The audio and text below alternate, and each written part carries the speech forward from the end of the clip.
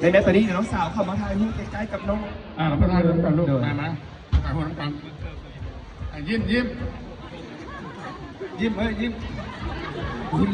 แน่นะลุงหม่ำบอกโอ้เกือบ24มันลุงหม่ำมือนี่มาเป็นเกือบ4 พาเลทป่ะครับเอาสนะตอนนี้เดี๋ยวยิ้มยิ้มเลยนะยิ้มเลยนะอันนี้ยิ้มเลยเพราะยิ้มแล้วลองยิ้มแบบนี้กันนะ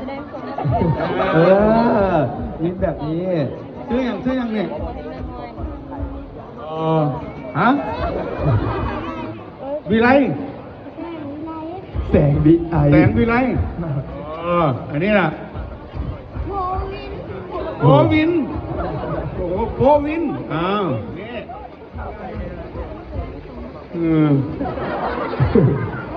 จำชื่อตัวเองได้พอชื่อยัง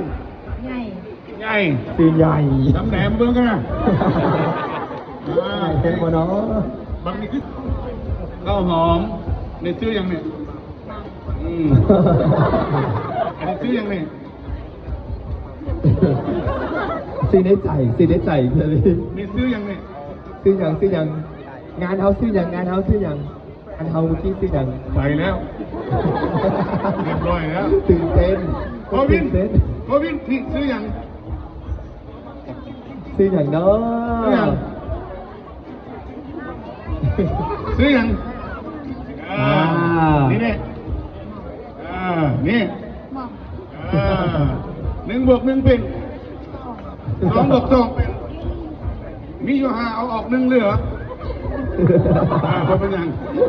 เขาถามวัดดวงนับให้เขาเนี่ยนับพร้อมกันนับสถิติไทยพร้อมกันนับ